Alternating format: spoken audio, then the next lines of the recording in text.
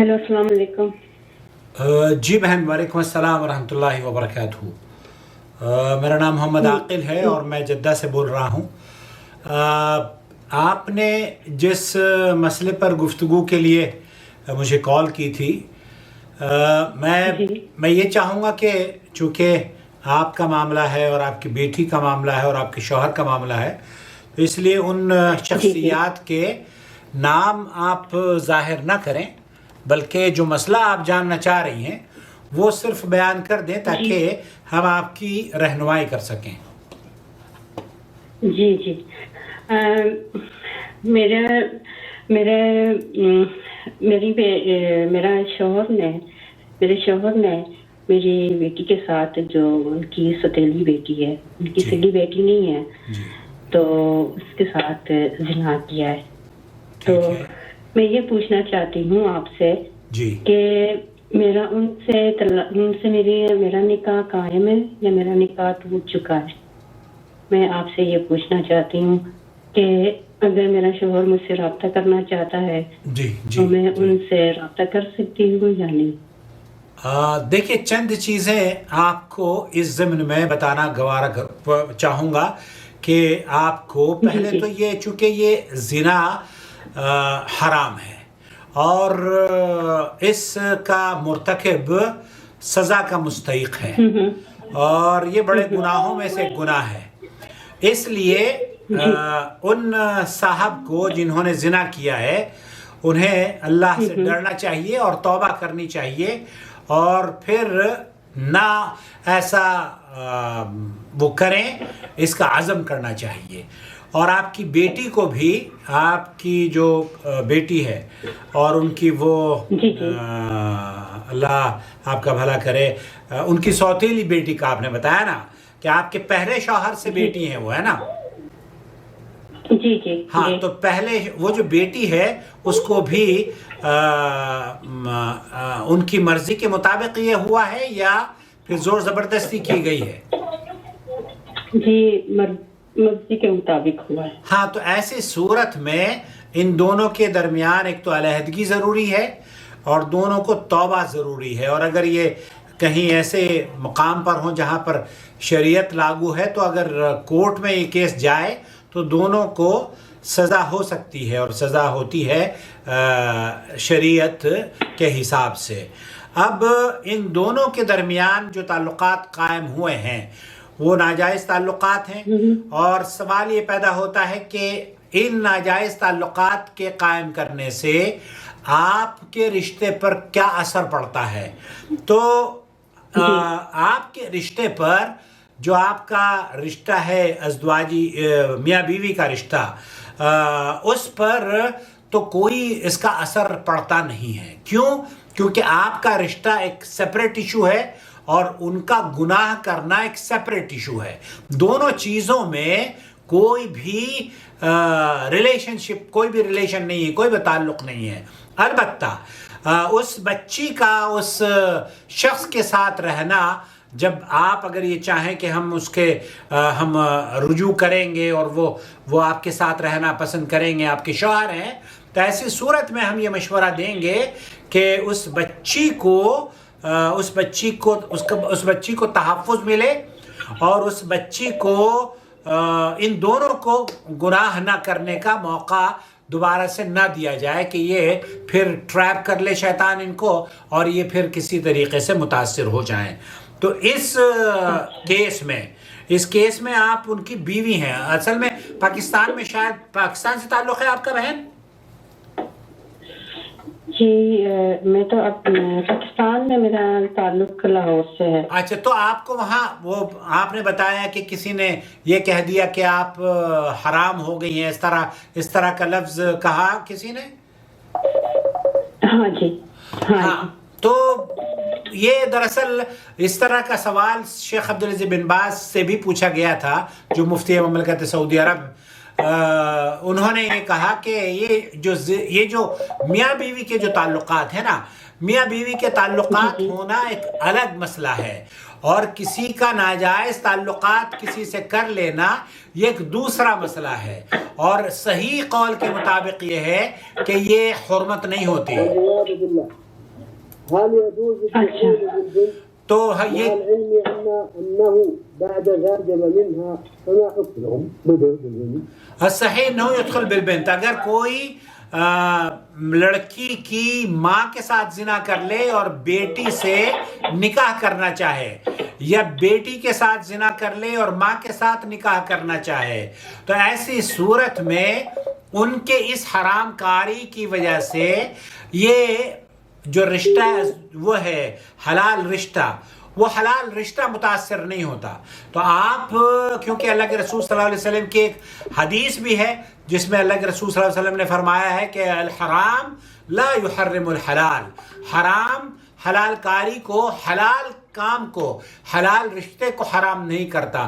حالانکہ بہت سے اہل علم نے اس حدیث پر کلام کیا ہے، لیکن اہل علم نے اسے اس موقف کو قبول کیا ہے اور کہا ہے کہ یہ حرمت نہیں ہوئی ہے اس کی۔ تو میں السلام علیکم۔ اوکے، میں یہ عرض کر رہا تھا کہ آپ کا جو رشتہ ہے اس رشتے میں اس رشتے پر کوئی اثر نہیں پڑا ہے، البتہ ان دونوں کو توبہ کرنی چاہیے، اور یہ حرام انہوں نے کیا ہے اور یہ گناہ کا کام کیا ہے۔ اچھا ٹھیک ہے تو آپ یہی جاننا چاہ رہی تھی نا غالباً؟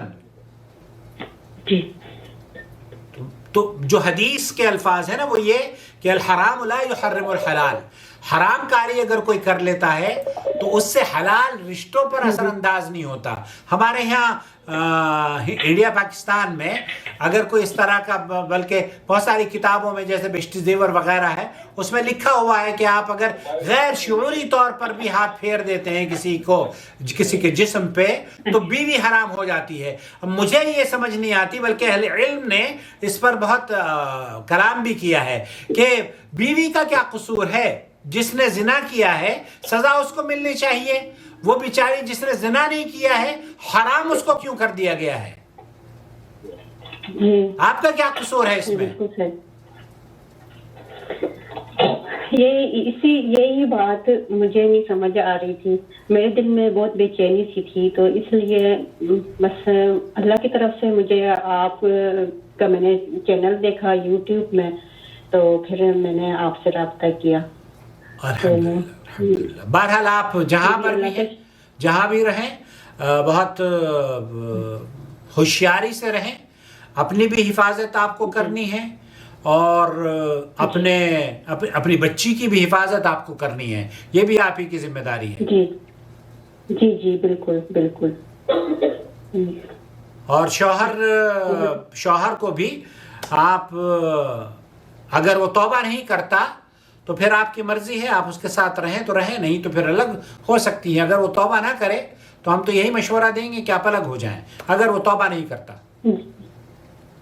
جی وہ تو توبہ کر رہے ہیں، وہ تو معافی مانگ رہے ہیں، توبہ کر رہے ہیں اور بہت زیادہ پچھتا رہے ہیں، پر میں نے ابھی تک فیصلہ نہیں کیا ہے ان کو معاف کرنے یا نہ کرنے کا، اور ابھی تک میں نے ساتھ رہنے کا بھی فیصلہ نہیں کیا کہ میں ساتھ رہوں گی، کیونکہ جب تک میری بیٹی میرے ساتھ ہے تو میں نہیں رہوں گی ان کے ساتھ، اور وہ رہ بھی نہیں سکتے میرے ساتھ۔ بہرحال جو رشتہ ہے وہ تو ابھی قائم ہے، وہ تو ابھی قائم ہے، یہاں کے علماء کا یہی موقف ہے۔ اچھا جی، بہت بہت شکریہ آپ کا، بہت بہت۔ اللہ تعالیٰ آپ کو خوشیاں دے، آپ کی بچی کی بھی حفاظت فرمائے، اس کو بھی عقل سلیم دے، اور آپ کے شوہر کو بھی عقل سلیم دے، اس کو بھی اللہ تعالیٰ توفیق دے کہ وہ رشتوں کی قدر کر سکے۔ رشتوں کی قدر کرنا ایک بہت بڑا بوجھ، بہت بڑی ذمہ داری ہے، اور اگر ہم اس میں خلط ملط ہو جائیں اور اس میں ہی افراط و تفریط کا شکار ہوں تو یہ سماج تباہ ہو جائے گا، برباد ہو جائے گا۔ اس کو رکھنے کے لیے، اس کو تاکہ سماج ایک خوشگوار سماج رہے اور سب کی عزتیں محفوظ رہیں، تو بے حد ضروری ہے کہ ایسی جو شخصیات ہیں ان کو تعدیبی کارروائی بھی ہونی چاہیے ان لوگوں کے خلاف، تاکہ یہ دوبارہ سے اس گناہ کو نہ کر پائیں۔ جی بالکل بالکل، آپ ٹھیک کہہ رہے ہیں۔ جی بہن، اور کوئی میرے لائق کام ہو تو بتائیے۔ میں جی یہ تو بہت بڑا میرا مسئلہ چل رہا ہے ان دنوں میں، جی، اور یہ آپ نے میرا کافی مسئلہ حل کر دیا ہے الحمدللہ۔ تو ویسے میں کبھی اگر ہو گیا کبھی زندگی میں اگر کبھی ملاقات ہوئی تو میرے شوہر کے ساتھ، تو اب مجھے یہ ہے کہ چلو میری طلاق نہیں ہوئی ہے اور میرے نکاح پہ کوئی فرق نہیں پڑا، الحمدللہ جی انشاءاللہ انشاءاللہ۔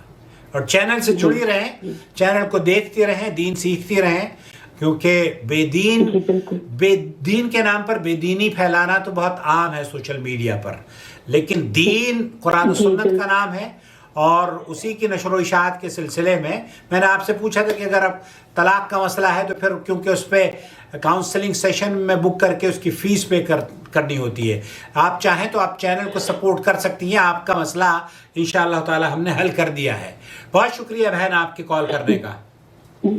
جی جی بالکل بالکل، بہت شکریہ، بہت بہت شکریہ آپ کا بھی۔ جی اوکے، اللہ حافظ۔ اوکے بہن، اللہ حافظ۔ السلام علیکم ورحمۃ اللہ وبرکاتہ۔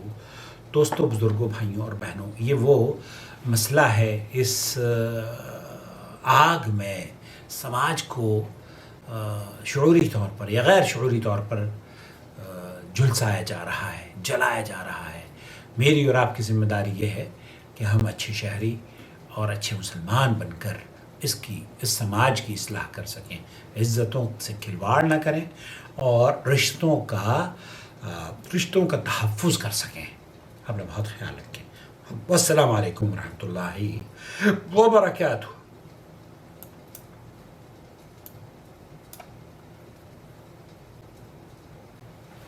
وما أرسلنا من قبلك إلا رجالا نوحي إليهم فاسألوا أهل الذكر إن كنتم لا تعلمون بالبينات والزبر وأنزلنا إليك الذكر لتبين للناس ما نزل إليهم ولعلهم يتفكرون أفأمن الذين مكروا السيئات أن يخسف الله بهم الأرض أو يأتيهم العذاب من حيث لا يشعرون